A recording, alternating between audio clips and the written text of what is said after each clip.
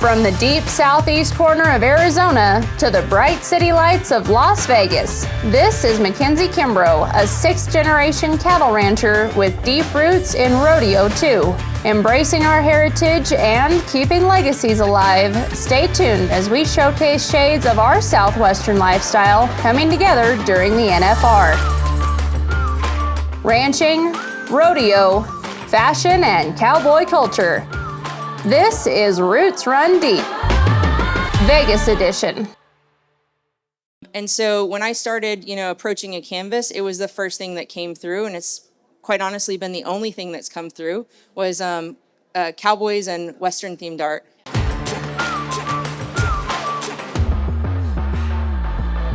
From the deep southeast corner of Arizona to the bright city lights of Las Vegas, this is Mackenzie Kimbrough, a sixth-generation cattle rancher with deep roots in rodeo too. Embracing our heritage and keeping legacies alive, stay tuned as we showcase shades of our southwestern lifestyle coming together during the NFR. Ranching, rodeo, fashion, and cowboy culture. This is Roots Run Deep, Vegas edition.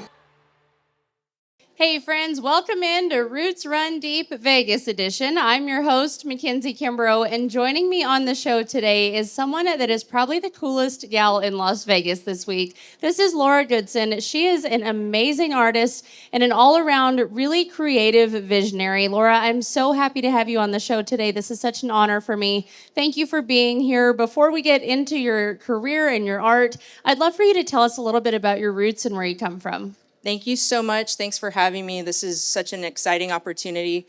I'm from the Uvalde County area. Grew up in a very small town out there, and I now live in Houston, Texas. And you've been immersed in the Western culture in Texas. Of course, cowboys are cool in Texas all the time, it seems. As you were coming up and you first decided to take a leap into art, I know you weren't necessarily traditionally trained. How did you decide that Western-themed art was the way that you were going to go with things? So I didn't make a conscious decision. It was just what was inside of me, I think, from being raised in, Uvalde County. And so when I started, approaching a canvas, it was the first thing that came through, and it's quite honestly been the only thing that's come through was cowboys and Western themed art. And I feel like your family was part of that as well, growing up, learning how to draw cowboys and kind of getting an inspiration from that as well. That's right. So my grandfather was pretty instrumental. I remember being, 5 years old, and he was always doing cowboy hats with a pen.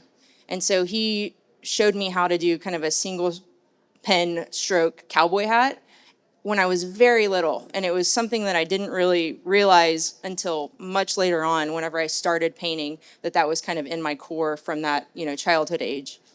That's amazing. It's been said that your art is very much a contemporary Western with an Americana spirit. It's expressive, and you're very much known for these really bold black and white paintings. And it's so neat to see the uniqueness of them, and they're also so cohesive at the same time, but you can tell each one has so much personality to it. There's so much expression to it.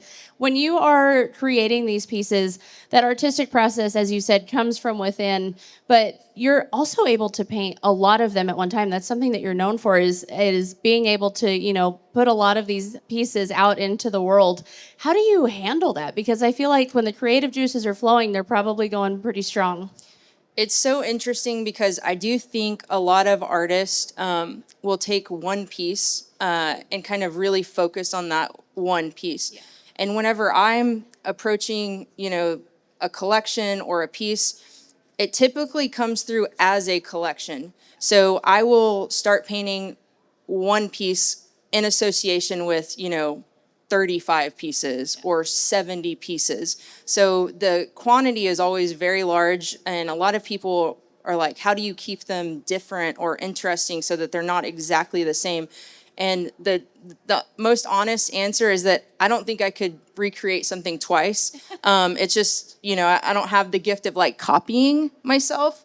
So I tend to just approach the canvas and I allow whatever cowboy is going to flow through. I don't really do a lot of thinking, actually. Yeah. That's awesome. I have such a respect for that because it's so neat. We were actually able to see you live paint on a giant canvas earlier this week at a event with Westerly, and we've talked about Westerly on this show earlier this week as well. But it was so neat to be able to see that creative vision happening on such a large scale, and it happened so quickly. Like you can just see literally the juices are running and the gears are turning in your mind and it's all translating through your hand and through your brush. One of the things that's really cool about the way that you paint things is these are such strong brush strokes. You really go at these pieces with such authority. I do. I've never really liked to spend a whole lot of time, coming back and forth. I do single brush strokes. So I typically, if I'm doing the hat, I'm going to come straight across there and that's done for me. I don't go back and forth. The only thing I might do is when I'm adding shading on the cowboy's face. But it's because I wasn't probably classically trained or I wasn't trained as an artist. This kind of just came more naturally for me. So I had no guidance. So I was kind of going at it the way that felt most natural to me. And it is just typically single brush strokes. I feel like sometimes that not being traditionally trained in something, whether it's a trade or an art or a career in general, gives an advantage at times because you're really able to put your own spin on it from the very start and figure it out as you go and really, embody the vision that you have for a piece truly from your own style, and it's not as influenced by the history and all of what gets trained into you. Right. I feel pretty liberated in that there's no parameters. So I try not to even look too much on, being, educated, if you will, because it sometimes diminishes my authenticity. Sure. So I appreciate and I love what other artists do, but I don't really look around to see like, hey, can I do that?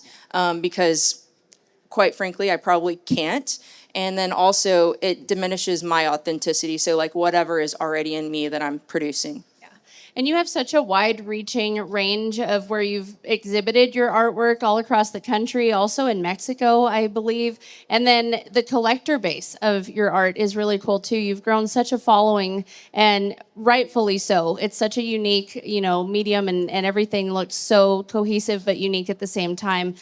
What goes into exhibiting pieces in places all over the country and out of the country as well? I think a lot of people don't understand that you don't just decide one day that you're going to do an exhibit somewhere. It takes a lot of preparation and hard work.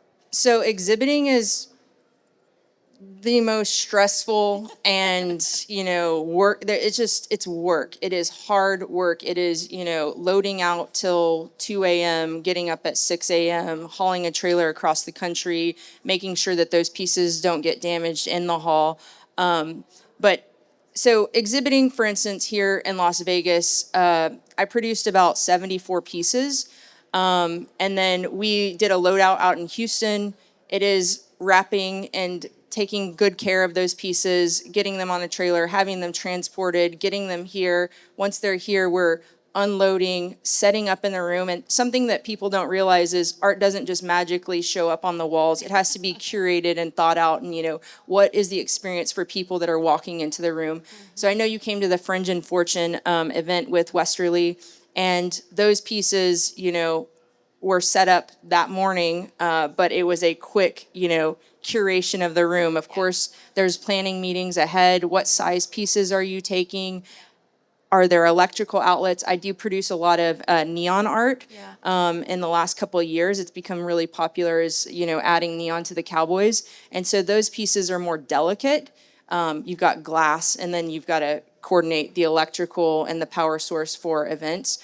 When I do shows in Mexico, it's a little bit different in that shipping pieces down to Mexico can be really difficult with clearing customs and things like that. You run the risk of missing shows or paying a lot or doing these things. So what I do when I do what I do for Mexico or out of the country shows is I locally source canvas, supplies, and then I either go out there, a month ahead of the show or give myself a time period ahead of the show where I can produce on those canvases and paint and do all of that and then set the show.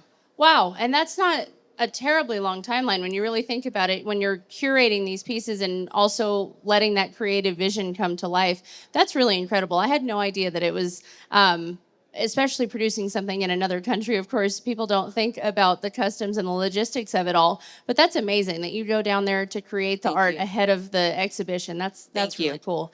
I know that Round Top is also a special place, very near and dear to your heart. Of course, Round Top has taken stride as the home of Antiques Weeks and, major times of the year for these massive markets of vintage finds and furniture and art and fashion and music and all of these amazing things. I know it has a big piece of your heart. You're very active there. Lots of ways that we're going to talk about this, but I'd love to start. You did a collaborative fashion show exhibition this year at Round Top. It was very much like cowboy couture and, bringing in different sides of the lifestyle with the fashion and the art and the way that it was all displayed so beautifully. I'd love for you to tell us the creative vision behind that and what that event was all about. Thank you. Yes, so Round Top has been, of course, near and dear. I have a gallery out in Round Top that is open year round. So I am there pretty much 50% of the time. Fashion is a big, big thing in Round Top, and it's an elevated Western look that seems to be present there. So kind of really falls in line with my Western artwork and things like that. I have a true passion for fashion, and my best friend, she also has a true passion for fashion. So we collectively decided that we were going to do a fashion show out there last spring called Cowboy Couture. And we did it in spring. It was a great success. We worked with a ton of awesome brands. Westerly, of course, was one of them. So we did it again in the fall, and we're doing that twice a year. So there's two major shows in Round Top, spring and fall. And so we do the fashion shows during that. We included the men's brand that Marla Hurley and I, who's my best friend, she's the one that does Modern Marla luxury consignment there in Round Top. So she and I produced the Cowboy Couture fashion show, and then we also are partners on the men's store Cowboy House. And I'd love to hear more about Cowboy House because I was when I was doing research for this, the aesthetic of it is really cool, but I think the vision of it is neat too. So tell us about Cowboy House. So Cowboy House came about, same thing. We saw a need in Round Top. There's not a ton of men's stores, or there's just, the ladies are covered. But when it comes to where do the cowboys or men shop in Round Top, there's definitely a need. And we were both getting that, either people coming into my gallery and being like, are there any men's stores here? And then as well, same with Marla. So we opened Cowboy House, and the vision there was to have an elevated Western men's store to serve the men or the cowboys. Of course, it's unisex. We get a ton of women shopping the shop because a lot of the style is definitely, a man or a woman could wear it. But that was the vision. It's very elevated, James Bond, cowboy, Western. It borders that kind of like sexy look. So we've got vintage pieces, we've got luxury pieces, and then, everything in between.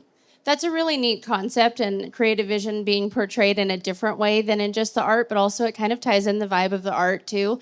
And when I was looking at it, I was like, this is becoming a destination within a destination. Of course, Round Top known for so many different places, but you can tell the hype around Cowboy House and around this fashion show and everything that you guys have a hand in there. And of course, your gallery is really building a lot of momentum and a lot of notoriety. And that's so cool to see because obviously you have an amazing career, but it's neat to be able to do those collaborative concepts as well.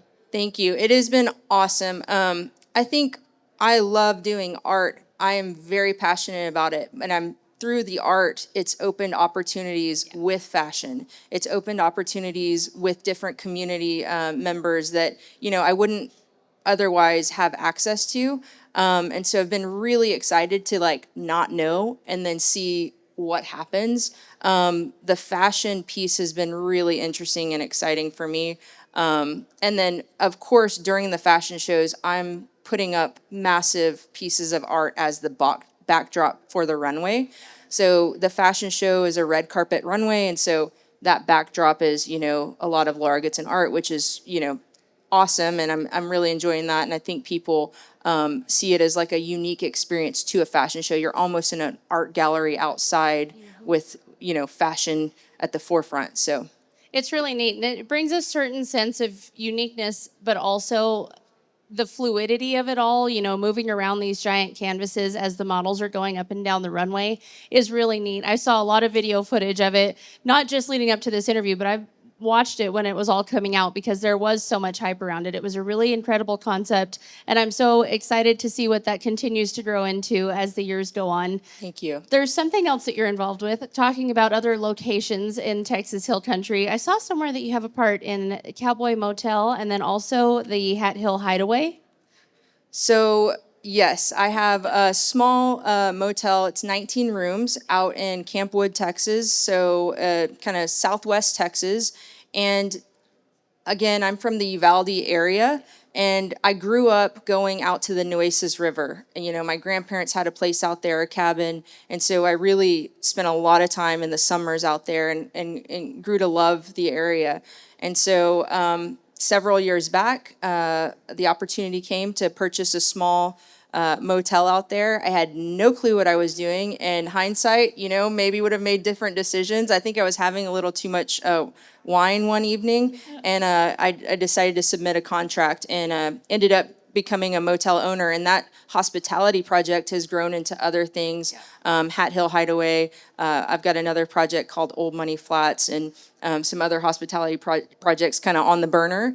But it's a small roadside boutique hotel. It's entirely branded Cowboy. I've got 17 in-room murals. Wow. And then each room also has original artwork from me that is for purchase. And so a lot of guests will come and they spend their time out on the Nueces River. They go arrowhead hunting. They go hunting, cycling. It's a really beautiful area. I'm super fortunate to have a piece of real estate out there and then also offer the visibility on my artwork. Oh, definitely. And you're really creating a space there for people to have such a unique experience. And it is immersed in art and then also immersed in that part of the world that is so near and dear to your heart. And to be able to travel and see all of those different elements to Texas and to the heart and soul behind, cowboy culture in the Southwest in general is a really awesome opportunity for those guests, I'm sure. And hopefully I can get there someday. I think that'd be awesome. It sounds amazing. Please come visit. We'd love to host you. It is like it's such a small town, but it's very charming, and it's just a uniqueness about it. Sure. Of course, the hotel, like I said, it is a 24-hour nonstop project for me. There's always something going on. I joke. With people, they're like, you own a motel, you own a hotel, you do this and that. And I'm like, I'm basically a plumber. Yeah. Like when I got out there, the first thing I had to do was do a lot of electrical and plumbing and shore up a lot of the things that were wrong. But it is a fun little spot and the guests seem to love it. And, that's my offering. I love that I've created something or worked on something that someone else had that is now giving people wonderful experiences. Oh, and I'm sure it is. And I think that's so neat. And of course, we see a lot of your creativity and passion projects in all that we've discussed. But I know there are some other elements that you're involved in that are also near and dear to your heart, your give back concepts. And you've partnered with some amazing organizations through the last couple of years. Give us a quick rundown of some of those memorable and meaningful moments. So painting pieces or doing, my art it's super natural to me. It's the only thing I really know how to do quite, without thinking. And one way that, one thing that's really important to me is supporting people that need support and looking for people in the room that aren't quite, as fortunate. They need something. And so walking into a room and seeing how I can help. And one of the organizations that I've really worked closely with and done as much as I possibly can do is Sky High for Kids. They do pediatric cancer research.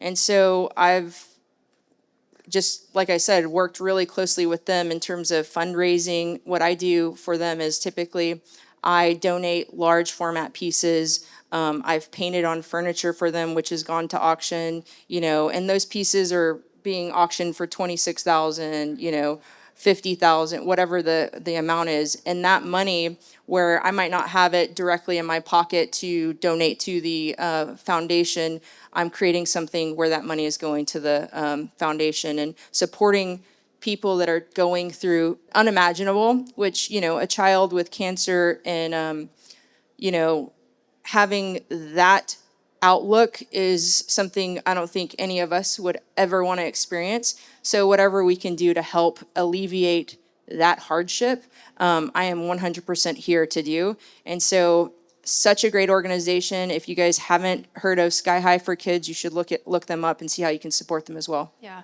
that's really beautiful. And as you said, that's an unimaginable thing to be dealing with in life. And of course, there's so much heart behind that organization. And it's really beautiful that you're such a big part of it. And I know that they're so appreciative of you for being a part of it, because that, awareness and notoriety and these pieces that you're contributing to them, while in some way it may seem like, we all wonder, are we doing enough? Are we trying to, be supportive of enough in these big scheme operations of they're really dealing with something terrible and something tragic? Everyone can have a small part in it, and you've had a large part in it. And no doubt they are so thankful for you for being that. Well, thank you. Again, it's looking at who needs help and showing up for your community. Sure. It is really easy to forget that people are experiencing way harder hardships, there is not much more, difficult than a child with cancer. Sure. And so, I definitely heavily support them because, gosh, I would hate to be in that situation, and whatever I can do to help. Mental health is another thing that is really near and dear. I've struggled with my own mental health. Just, I think the nature of the pressure from what I do, producing big shows, back-to-back shows, doing things like that. Mental health has always been just something that, pressure gets to you. Yeah. And pressure breaks people. Yeah. And so I've been probably on breaking points at many moments in my life. And while I've had the resources to address it, I recognize that other people sometimes don't. Sure. And so I do invest or support a lot of mental health charities, because I know that is an area where if you're struggling and you don't have support, sometimes the outcome is really dark. And so, like I said, Sky High for Kids and a lot of mental health charities is where I spend and invest my creativity. Sure. And I know that's so impactful, and it's amazing that you're able to invest in those venues that are able to help these people. And I think that's something that a lot of people could take inspiration from and also try to implement. And as you said, look for the need and try to be the one that helps fulfill it.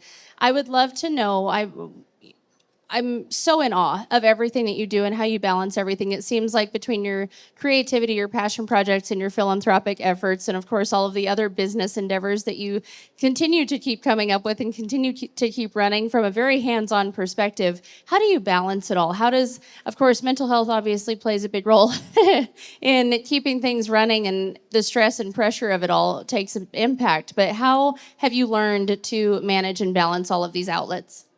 First and foremost, I don't balance it well. Okay, so I tend to be running. Yeah, and sometimes that idea of balance is so elusive for me. I hear it a lot, and people are like, balance, balance. And, I feel like I'm on a tightrope and I'm constantly losing my balance and maybe fumbling here. There's a lot of showing up to an art show. Here's a great example. The Fringe and Fortune, right? Massive quantity of pieces, traveled across the country, live painting opportunity, tons of things happening, an interview on the books. There's all of these things while I'm hearing from, my motel manager, we've got to do that. So there's all these things happening at once. I'm about to go live paint and I don't have a palette. Oh. Right? Yep. So these things happen, and the way I quote unquote balance is you become a masterful improviser. Yes.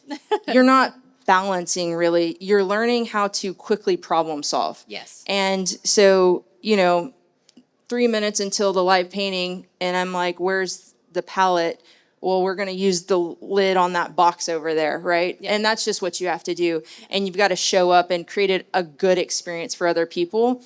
They don't necessarily know that you're, missing a palette or you forgot your paint. Your one job you forgot. But I would say it's hard to really create balance. You got to be a masterful improviser, and you've got to find joy in small moments, because the pressure gets to you. So I try to go for a lot of walks. If I have the option to walk, I always walk because it relieves pressure and it does a lot of great things for my mental health. And I love to eat. So Don't we nice eating experiences for me are top of my list, and surround yourself with the right support group. So I've got a great team. They help me with all of the things that I need help with, and we collectively problem solve together, and I'm super fortunate to have them helping me.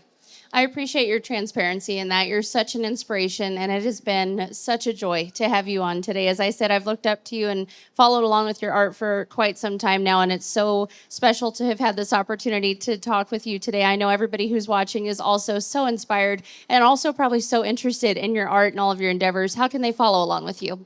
So you can follow me on Instagram, Laura Goodson Art on Instagram, and then my website is lauragoodsonart.com. And then we have, of course, the Fringe and Fortune party on Saturday, again, at the Virgin Hotel from 3 to 5 p.m. The first 50 people are going to get some really cool giveaway merch bags. But yeah, Instagram is probably the easiest way to follow along. It has been such an honor. I'm so happy to meet you, and this was awesome. I really appreciate you being here. Of course, everybody here in Las Vegas, put it on your calendar to check out that Fringe and Fortune event this weekend. And everyone watching from home, follow along with Laura and all of her adventures. All of the other endeavors we mentioned are also tagged in her Instagram bio. So just go check out her page, do a deep dive. You're amazing. Thank you so much for being here today, Laura. Thank you so much, Mackenzie. This has been Laura Goodson, incredible artist with such a unique style, on Roots Run Deep Vegas edition. We'll be back with more.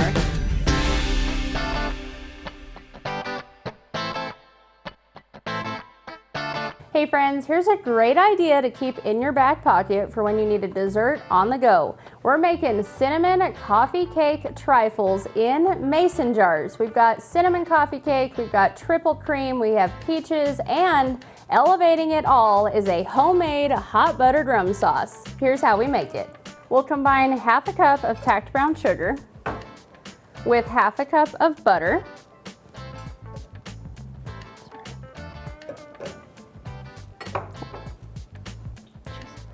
adding in 2/3 of a cup of heavy cream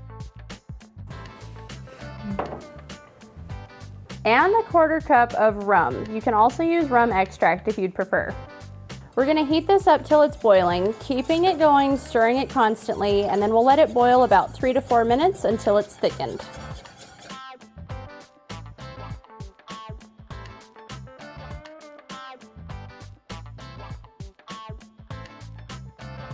Now we're all busy, and in a pinch, I just cheat and pick up a cinnamon crunch coffee cake from the local grocery store, cut it up into little squares, and use that as my base layer for these trifles, and then add in a generous spoonful of canned peaches. That makes this a great recipe to have in your back pocket year-round. Of course, next up is my favorite part, a generous drizzle of our hot buttered rum sauce, adding a little bit of crunch and some extra sweetness with dried cranberries and candied pecans. And then the literal icing to the recipe is this triple cream. It's cream cheese, sweetened condensed milk, and Cool Whip. You want to be sure not to be stingy with that. Now these are a great holiday hostessing hack because you can throw a lid on them and send them home with your guests. If you want to recreate this hot buttered rum sauce recipe, pick up my cookbook, Roots Run Deep, Our Ranching Tradition. Till next time, friends.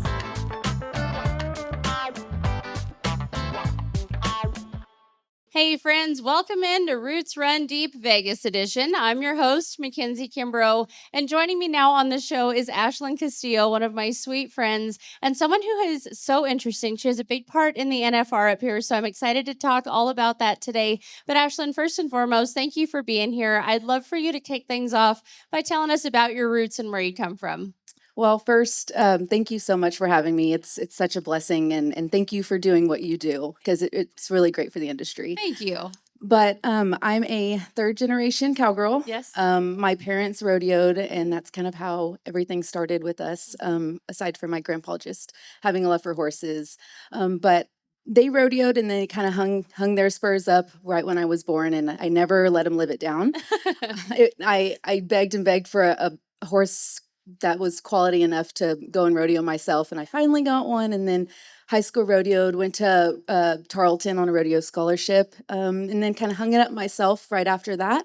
But I was very blessed to be able to work for Rodeo Houston and run pivots there, and then that got me into hearing flags here at the NFR, and so it's been a huge blessing to do all this. And it's been so cool. This team is something that you have been a part of now for quite some time. How did you start into the process of applying to be one of the flag girls here at the national finals? So I had a leader at Rodeo Houston who really pushed me. She kind of saw everything that, we did as far as working hard in the mornings, early 4 a.m. mornings to, late 1 a.m. nights. So she kind of saw, I guess, how I handled that a little bit, and she really pushed me to apply. It's a video application that you submit on YouTube, and then from there they pick out of 100 girls, they narrow it down to 10. And from there, we come back and we do an interview, quite like this, with a panel of judges. So they really do make sure that you're a good human rather than just a good horsewoman. They both go hand in hand. You are a representation of the NFR, of Las Vegas events. So they really do dive deep into a person and not just that they can go out there and look pretty on a horse. And I think that's something that most people may not understand, actually. I feel like a lot of people just think you guys get the opportunity to come out here and ride a horse with a flag in the arena, and that's pretty cool and special in itself, and it is. But there is so much more to it. You guys are out making appearances. You're also making connections. There are some special opportunities that you're able to be a part of outside of just the work in the arena. Talk us through a little bit about those experiences. Yes. So yeah, I'll touch base on the horses first. People do think that we just get these horses and then they're perfect, but you know what? I mean, horses have a personality of their own, and quite like us. And so it's really important that people, the girls on the team, mesh with their horses and their personalities click. And then at the same time, we don't ride these horses all year long. So we get these horses about 2 days before the first performance. We spend hours and hours in the saddle, and that's really the time where we get to bond with them. Of course, there's always horse changes and switches and things like that, but we're very flexible. And then as far as the appearances, man, like they keep us pretty busy. We have a flexible schedule, but they do keep us pretty busy. But it's a blessing. We've been able to this year specifically do the exceptional rodeo, which was really touching. It's hard to put words to it because you see these kids and you see the joy that this rodeo brings, and we almost take it for granted. We do this day in and day out, and it makes you stop and take a step back and realize what all you should be thankful for. And so it really makes you just think and thank God for what we have. Yeah, absolutely. I think that's often overlooked, and it's too bad because being so rooted and so grounded in the Western way of life, so many of us, might take that for granted, and not everybody gets to live the life that we live. On the funnier side of things, I know a lot of us are like, man, we've been at the finals for 27,000 days at this point. But honestly, I've been trying to keep the mentality of we're so lucky and so fortunate to be in the positions that we are in, to be here, to have this opportunity to be in Las Vegas and have this community of people around us, to be a part of such an iconic set of events. And I know that's something that you don't take for granted. You're able to go in that arena every night in the Thomas and Mack with legends and watch history being made, and then also have a part in it. And it's so special, and I know that's so impactful to you. And I would love to know, what is some of the most memorable moments of your time as a flag girl so far over the last couple of years? Oh gosh, that's really hard to narrow it down on one, but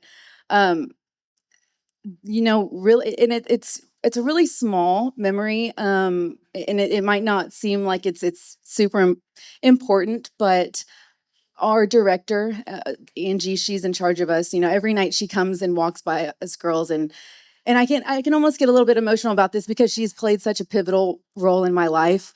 But every night she comes and kind of gives us a pep talk, and she just always tells us to never be complacent. And I've taken that throughout every step of my life. And this is something, it's round 9, we can kind of get a little relaxed. Everything has been going good, knock on wood. Yeah. But, it's really important to never get complacent. I always say everybody's replaceable. So you got to work your hardest, and you got to, really grind every single day. And, pressure is a privilege. I've been living by that motto here lately, and that's what really has gotten me through this NFR. It's been like you were saying, it's sometimes you get through it and it's like, man, like this is a really long trip, and it's long to be in Vegas for 10 days, 12 days, 2 weeks. But pressure is a privilege, and sitting here and just with you, and it's been really great. And I think every year surprises me as far as what I can expect, and it never ceases to amaze me. And it's such a cool experience for you to have and to continue to be having. And I know the team finds you as such a valuable member of it, undoubtedly, because of your heart for it all, from the horses to the reaching outside of things to serving as kind of ambassadors, honestly, for the sport of rodeo. And you guys are one of the attainable, approachable, maybe people in rodeo, aside from the athletes that everybody knows the names of. You're out there, you're representing, you're having conversations with fans. Of course, a lot of us know the sport of rodeo, but the NFR, something really unique about it is in such a mainstream stage of Las Vegas. There are plenty of people out here that don't have a clue about the sport of rodeo, and I feel like it's so important to be willing to have those conversations and invite them in. We can always use more fans, and we can always use more people really understanding the level of care that our animals get and the level of responsibility that goes with being a rodeo athlete and also being part of the cowboy culture in general. What would you say is advice to people that are either attending the rodeo or just, are a part of a rodeo family and event outside of the NFR when others who come in and don't have a clue about us approach them and have questions? So I would say, first and foremost, go into every room like God sent you there. Yes. And if you do that, and then his light shines through you, and other people will feel more inclined to come to you and come and talk and have a conversation. And then you might realize you have more in common with someone who knows nothing about rodeo than you thought. So it's really, to me, I will never bash somebody who maybe have their cowboy hat on backwards. That's an opportunity to connect with somebody and start that conversation, and then teach them a little bit about the history of why the bow is in the back and what that means. And then you can get on a conversation about hats and why we wear them and how they're tools and not just a fashion statement. Yeah. So there's lots of ways that you can go and have a conversation with somebody and promote this sport, because friends of mine were just talking the other day, and I said, we used to say the cowboy is the last of a dying breed. Yeah. And I haven't heard that in a really long time. Mhm. And I think that's pretty incredible that, we're bringing people from New York Fashion Week into our industry, and we're seeing cowboy hats on runways now in New York. And so I think that's pretty incredible that this is happening. It is, and it's such an opportunity to have those conversations and, of course, include more people in the lifestyle, not only to appreciate it, but I also know there's a lot of people out there who end up being a part of it somehow. And even the ones that are only a part of it by supporting the businesses that also then support the sport of rodeo and the cowboy culture. I think that's a great segue as well. Of course, being here at the National Finals Rodeo, fashion is a big part of it. As you mentioned, talking about cowboy hats with people. I think a unique perspective is those of us that also do social media content because of our Western fashion. When we're in Las Vegas, of course, we're dressed nicely, and a lot of times we are having those conversations based solely on what we're wearing. And I'd love for you to just touch a moment on your fashion sense and then some NFR trends that you're seeing here in Vegas, but then also how important it is to, put outfits together that are also respectable and classy. I think your style is so beautiful. Thank you so much. I definitely think that you can be, like you said, classy, but also have that little edge and appeal to you. And that's kind of how I go. I had to like to add a little funky sense to some things, and maybe a little bit more eclectic, and pair some things that might not, be the first on your mind to pair. But I really just go with how I'm feeling that day. I always say that I don't really have an aesthetic because I don't like to fit in a box. Yep. But I really just go off of I go off of how I feel that day. And I'm a true believer of you look good, you do good, if you feel good. And so that's really my motto. Yeah. You have a great sense of style. It's something I've followed along with you for a long time before we officially became friends. But it's so neat to see the way you put your outfits together. It's always been so unique and so true to you at the same time. And I think that's cool that you give yourself permission to not put yourself in one specific style of box, to try to try a few different things, be a little bit edgier, a little bit more eclectic, depending on, the featured piece that you pull an outfit together around. So that's pretty neat to see. How can people follow along with you for fashion and then also for all of your adventures? Yeah, so I'm on Instagram, Ashlynn_Castillo. Dabbling in the TikTok, not super big in there, but definitely learning and kind of going that direction more. But yeah, I mean, I'm around. I'm very much of a boots on the ground type of gal. So if you see me, definitely come up, say hi. I mean, that's kind of how we met too at a show. So yeah, it's been fun. Ashlynn, you're amazing. I appreciate your heart for the sport of rodeo and your kindness to all. It's really inspiring to see your journey and to be able to keep up with you for so many different reasons. Thank you so much for joining me on the show today. This has been Ashlynn Castillo, fashionista, good-hearted woman, and also one of the NFR Flag Girls. Keep an eye out for her in the arena. Follow along with all that she does online. This has been Roots Run Deep Vegas edition, and we'll be back with more. Hey friends, welcome into Roots Run Deep Vegas edition. I'm your host, Mackenzie Kimbrough, and I'm so excited to be joined now on stage by one of my sweet newer friends, Brittany Twichell. Been following along with your journey for quite some time now, even though you're kind of new to the game when it comes to Western fashion, influencing, content creation, all of that. Excited to get into it with you today, but before we start, tell us a little bit about your roots and where you come from. So I am a small town girl. I'm from Castillo, South Carolina. I'm married to my wonderful husband that's out there videoing me at the moment, and we have 2 boys. But yeah, I'm from South Carolina. I grew up high school rodeoing, grew up rodeoing. I always loved Western fashion. So yeah, that's just a little bit about me. And the ranching and cattle side of things, too, have been kind of a generational passion in your family. Go ahead and tell us a little bit about that as well. Yes, it started with my great grandpa and then my grandparents. It did skip a generation with my parents. They don't really care much for it, but then it got to me, and I have a huge love and passion for it. But yeah, we raised Black Angus and Herefords. We have our Baldies, and we raise just beef cattle and process our beef. So it's not like you didn't have your hands full before you decided to jump into the Western fashion side of things. Mhm. How did that come to be? Because social media has really taken off the last 5 or 10 years when it comes to sharing our style and our outfits and having these opportunities to share and create content on socials. But you haven't been at it quite as long as some of us have. You're a fresh face to the game. How did that all spark? So I've always had a love for Western fashion. When I was little, my grandparents used to follow the PRCA because my uncle was an entertainer, barrel clown for the PRCA, and my grandma would always bring back these cute little Western outfits and dress me up in them. Give me a big smile. Look at my belt buckle. Man, oh man. You are a pretty girl. You look just like a cowgirl. Always had a huge love for it. And then I grew up, again, high school rodeoing, and then got married, had kids. I still breakaway rape a little bit, but I do photography. I'm a wedding photographer full time. And then just happened to do some little pictures for some brands and stuff that they were needing some content for their brand. And then I just happened to hop in a photo shoot one day, and it just kind of took off from there. And then I came to the NFR last year. I don't know, and I feel like God just kind of put all these huge opportunities in front of me, and I feel like I have like a word for each year.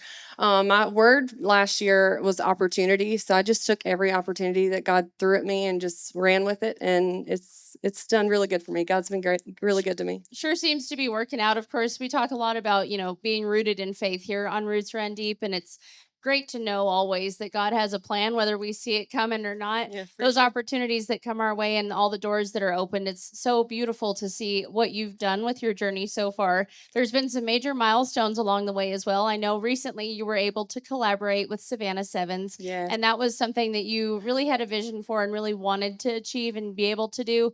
Riley and all the gals behind the team there are incredible. They're one of the most respected in the Western fashion game. And so being able to work with them, I know was such an honor for you. How did that come to be and what was that experience like? It honestly, I've been buying from them for years, so I've always loved them. I didn't even expect it, but I've always just bought clothes from them, and I started posting a lot of content. It wasn't paid, but I was just like tagging them a lot. And the next thing I know, I had a DM, and they're like, "Hey, would you like to come to Kansas and model for us for our spring photo shoot?" And I was like, "Of course!" Like, Thank you, Lord. And again, they gave me my really first big opportunity, and they trusted me, and they've been great to me. So they're such a great brand to work with. There's been so many amazing brands that have also come your way. Your content is so unique, and of course, it helps that you're a photographer.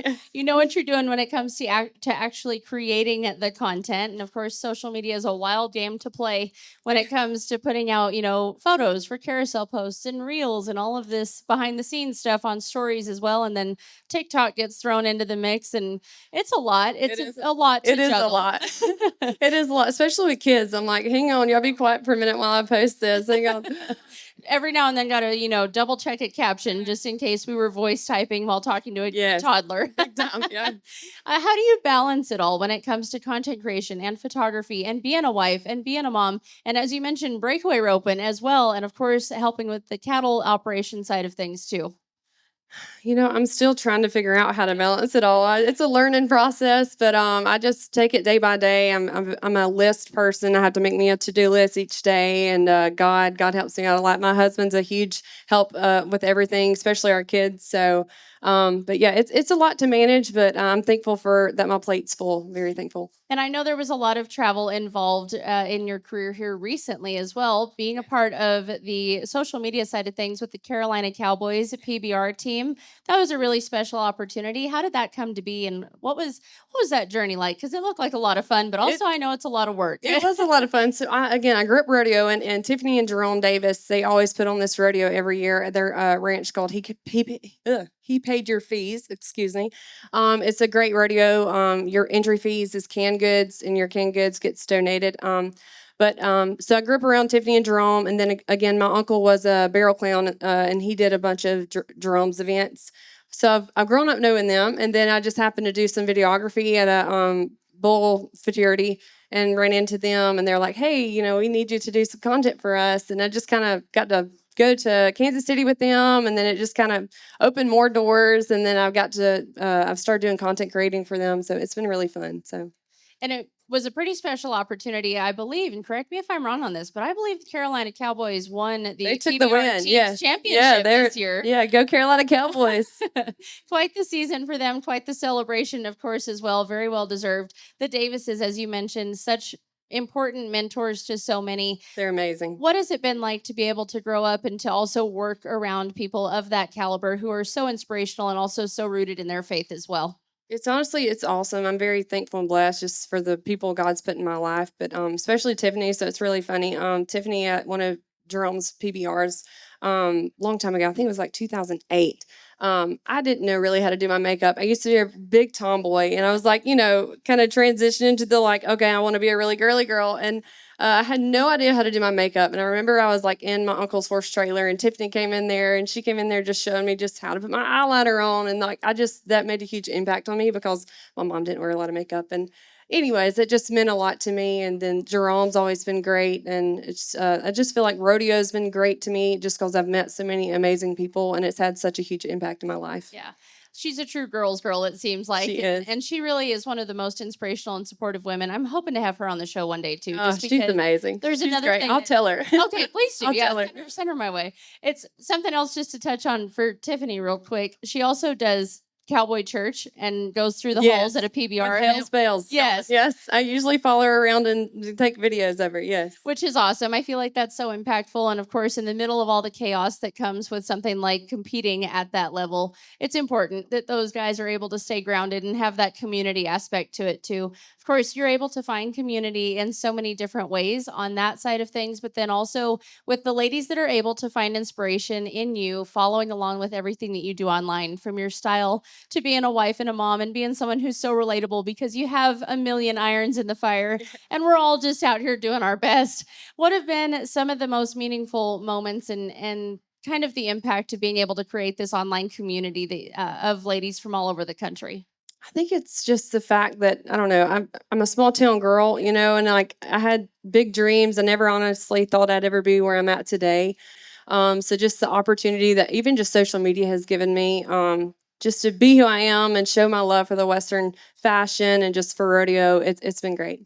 And of course, here at the National Finals Rodeo, style and fashion are at their peak. That is why a lot of us are able to be here and come and work and represent these brands and kind of look at the retail side of things alongside our main goal of supporting the rodeo and this entire epic event. I couldn't let you come on the show today and not have you do a styling segment with me. So, for everyone at home, we're going to hang tight just a second, get things reset, and we'll get into a styling segment. That sounds great. I'm excited. I'm excited about it too. This is Brittany Twichell. We'll be right back on Roots Run Deep Vegas Edition. Hey friends, welcome back to Roots Run Deep Vegas Edition. I'm here with Brittany Twichell, one of the fashion icons, I'm going to say, of the Western content creation scene on social media. We've been able to learn all about your roots and your ties to rodeo and the Western heritage, and your true love for it shines through in all that you do. Also shining through in your sense of style and fashion. NFR fashion is one of the trendiest times of year, but also an opportunity to really put together looks that are timeless and classy. We have 3 great ones here today. Let's start with this one closest to me. This is something that is honestly just an iconic look for the Western way of life. Yeah, so I am a big neutral girly, but I also love the earthy tones. So with this style, I just did the neutral little suede fringe jacket there. I love the look of that. And then I love the green with my red hair, so that's why I chose the green. And this beautiful necklace there is from Turquoise in Style. That's the Palomino turquoise. I just loved how it flowed with the green. And then I love a good trouser, so we went with a good little trouser jean here. And then the purse just kind of throws off a different little shade of that suede there with the leather. It looks so good. And the Papa turquoise. And all of these clothing items are available from our friends at Stetson, which, of course, if you're here at the finals, you can check them out at the Roper Cowboy Marketplace and at the Stetson Country Christmas. There is a beautiful way to incorporate all of those neutral tones, but Yes. also make an impact. Of course, the jewelry. But then these are also pieces, this satiny blouse and this fringe jacket. These are going to carry you for years to come, and they're easy to style in multiple easy to different style, looks as yeah. well. And of course, a good pair of jeans. You Yes, never go wrong with you that can never. denim. I have so many pairs of jeans. Ask my husband. I have like over 60 pairs. We So don't need to talk about. we don't need to talk about that. I have, because I'm right there with you. But of course, denim being a timeless staple in the Western fashion side, another great denim look closer to you over there. There's a lot of theme nights here at the National Finals Rodeo, and Patriot Night being one of them. So a lot of inspiration here. Tell us about the elements to this look.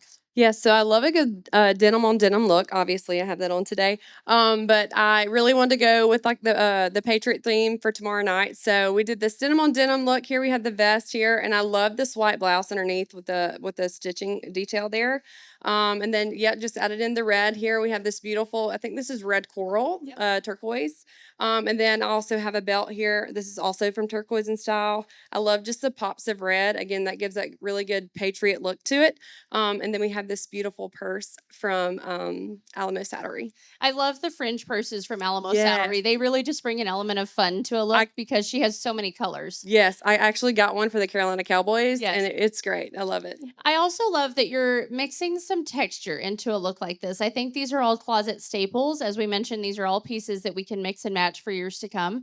But bringing in different kinds of texture in all of the embroidered details from the vest to the sleeves on the shirt, I think that's a really unique way to dress up a look that people might not even think about because they're trying to go for something really flashy. And this makes a statement in itself. Yes, for sure. Yeah.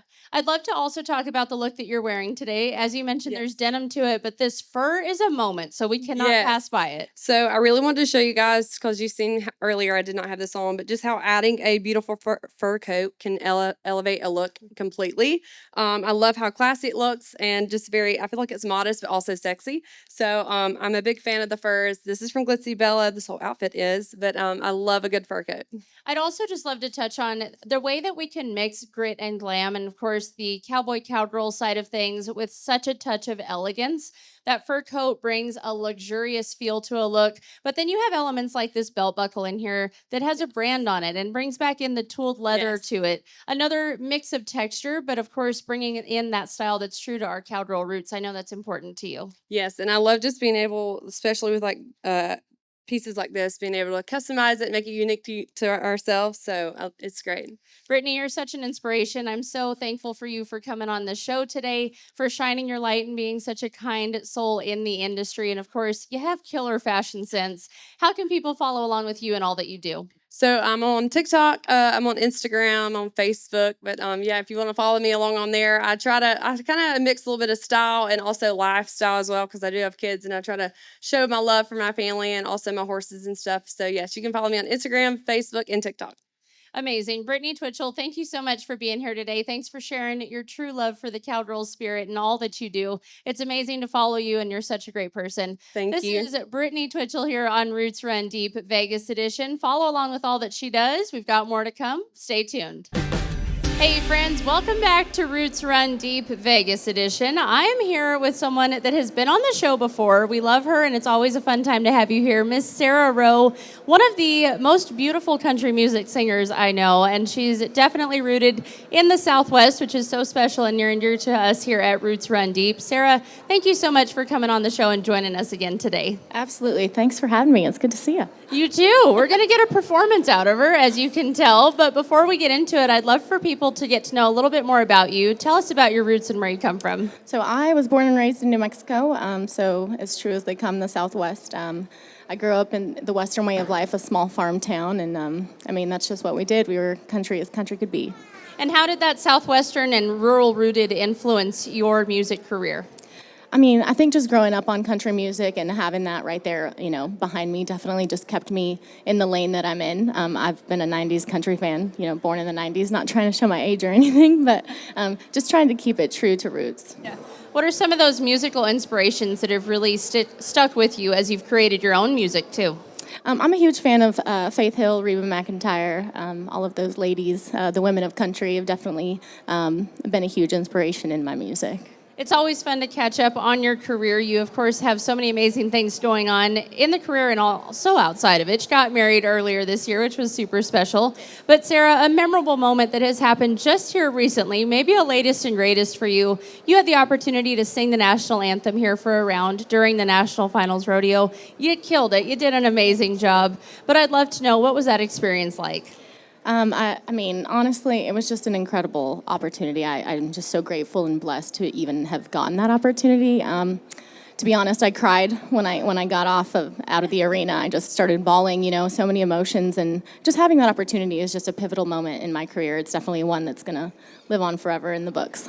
And I know, of course, we all love the national anthem, and it's such an iconic song. It is also probably one of the hardest to sing from everyone that I've talked to about it. What was the preparation like going into a moment like that? Of course, being on the big screen, being on the broadcast, and knowing the impact of the song that you were singing, standing for true America. Singing the national anthem is always just a huge honor. I come from a military background. I'm very patriotic, so it's near and dear to me. We've known for about a half a year that we were going to sing, and so we've been planning all year long, and that much build up just kind of, it definitely takes a toll. You definitely have nerves when you sing the national anthem. If you don't, I don't know what you're doing, but please teach me.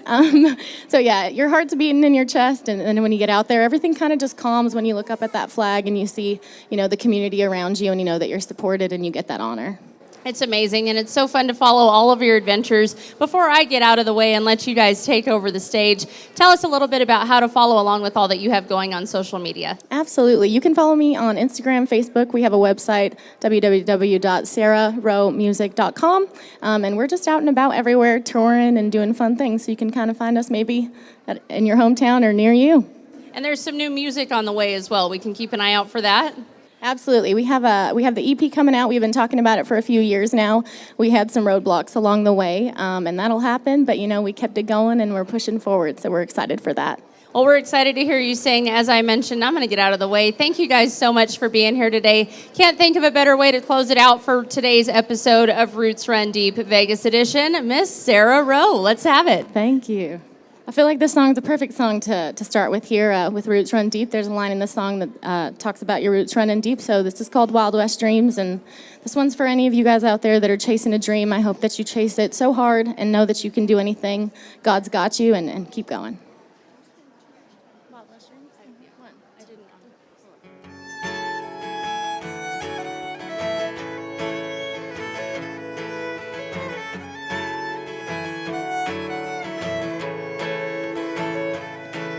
Shine of gold from a morning sun to watch a Palomino run. the desert flowers after rain. Oh, my wild west dreams. Wild west dreams live inside of me. Roots run deep like a cottonwood tree. Fields and open roads paint me where I need to go. And I know who I'm meant to be. Got these wild west dreams.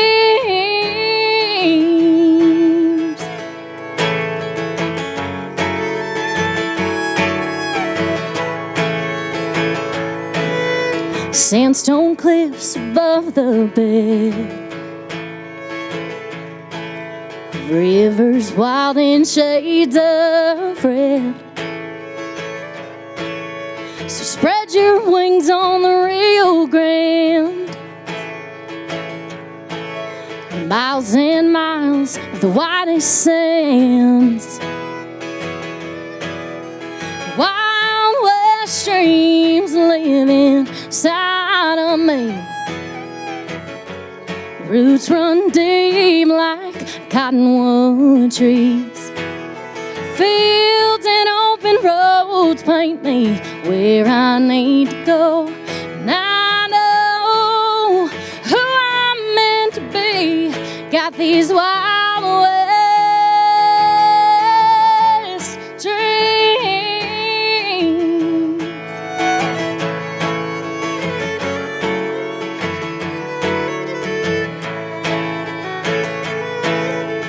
Wild west dreams live inside of me. Roots run deep like cottonwood trees. Fields and open roads paint me where I need to go. And I know who I'm meant to be. Got these wild west dreams.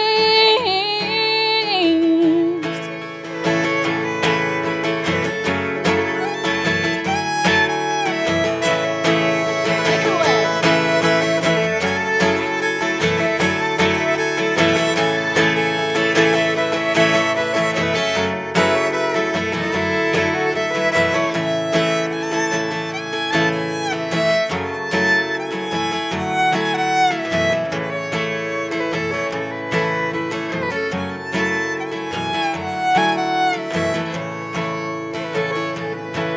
The shine of gold from a morning sun,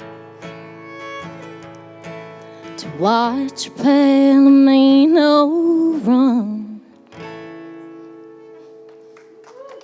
Thank you guys so much. This is my good friend Emily Anslover on fiddle, so if you could please just give her a round of applause. So both of us come from a bluegrass background, and so we have a whole lot of fun with that. So we're going to play a bluegrass tune I wrote called Blue Mountain. I hope that you like it.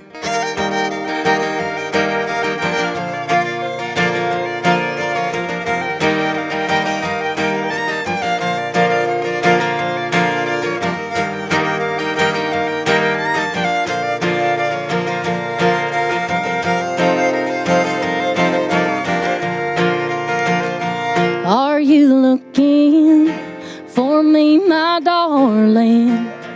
There's a road just east of town where you can find me high in the pines. I've got a blue mountain state of mind.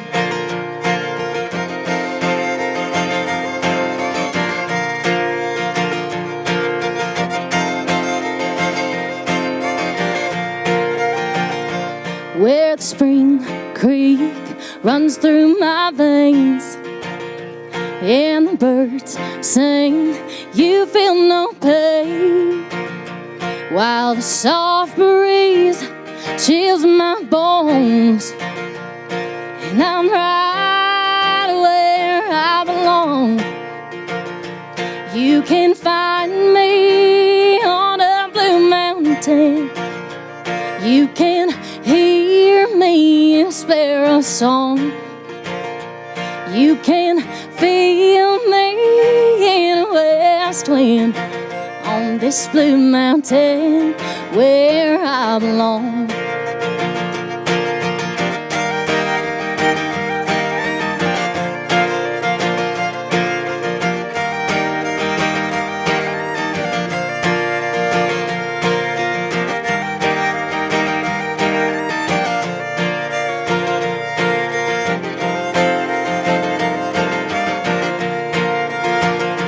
No more trouble, no more sorrow, I've come to lay it down.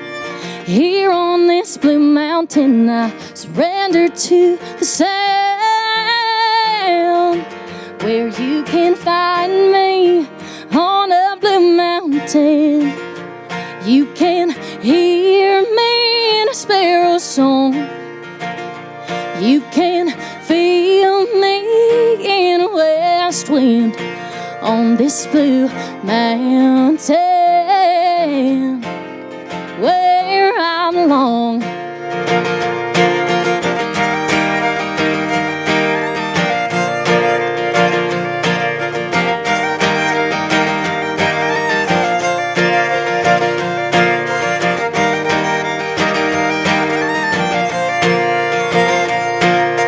One more time.